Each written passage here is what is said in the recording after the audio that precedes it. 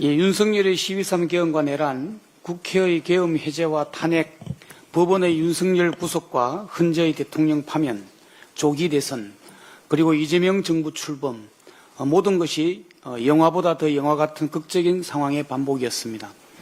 국민과 국회의원들의 목숨을 건 저항과 군경의 소극적 대응과 양심이 있어 계엄을 해제할 수 있었습니다. 우연에 우연이 더하고 애국가 가사처럼 하느님이 보호하사 천우 신조가 있어 실패하기가 더 어려운 친위 쿠데타를 막아냈습니다. 이 모든 것이 대한민국의 주권자인 국민 여러분 덕분입니다. 다시 한번 국민 여러분께 감사드립니다. 지난 대선은 윤석열의 계엄과 내란으로 치러지는 선거이기에 내란 종식 선거이자 윤석열, 김건희 정권의 실정과 권력을 사유화한 폐악질을 심판하는 선거였습니다. 결국 진짜 대한민국을 열어갈 이재명 후보가 대통령에 당선되었습니다. 이는 내란을 종식하고 무너진 민주주의와 무너진 민생과 경제를 살리라는 준엄한 국민의 명령입니다.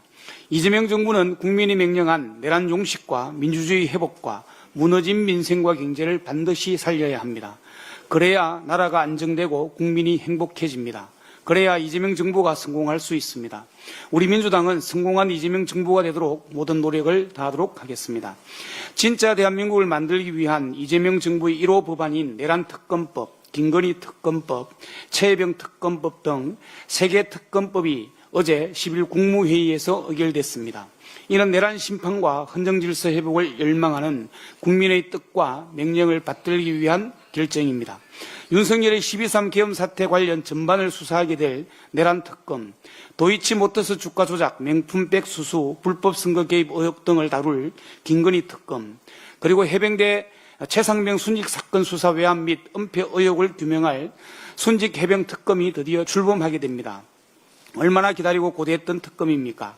3대 특검이 출범하게 된 것을 국민과 함께 진심으로 환영합니다. 3건의 특검법은 모두 윤석열 정부가 거부권을 반복적으로 행사하며 지연됐던 법안입니다. 3건의 특검법을 국무회의에서 의결한 것은 멈춰있던 나라를 정상화하고 내란을 종식하는 데 반드시 필요한 수순입니다. 또한 윤석열의 거부권에 막혀 제대로 행사되지 못했던 국회의 입법 권한을 다시 국민 여러분께 돌려드리고자 하는 이재명 정부의 의지이기도 합니다. 3대 특검 규모는 내란특검법 최대 267명, 김건희 특검법 최대 205명, 순직 해병 특검법 최대 105명의 수사 인력이 배치됩니다. 특검 기한은 순직 해병 특검법은 최장 140일, 나머지 2 특검법은 최장 170일까지 수사가 가능합니다. 이재명 정부가 1호 법안으로 특검법 3개를 심의 의결한 것은 대선으로 확인된 내란 심판과 헌정질서 회복을 원하는 국민의 명령에 따른 것입니다. 모든 권력은 국민으로부터 나온다는 국민주권 정부의 당연한 결정입니다. 이번 특검을 계기로 윤석열 정권 하에 일어난 모든 악행들의 진상이 제대로 밝혀지길 기대합니다. 공이 있는 자에겐 상을 주고 죄가 있는 자에겐 벌을 주는 상식이 통하는 사회가 되기를 기대합니다. 사람이든 물건이든 있을 자리에 있어야 합니다. 그렇지 않으면 질서가 무너지고 엉망이 됩니다. 국정 운영의 최고 책임자 대통령이라는 자리는 더욱 그렇습니다. 자질과 능력도 갖추지 못한 자가 대통령의 자리에 있는 3년 동안 대한민국의 모든 것이 무너진 것을 우리는 똑똑히 경험했습니다.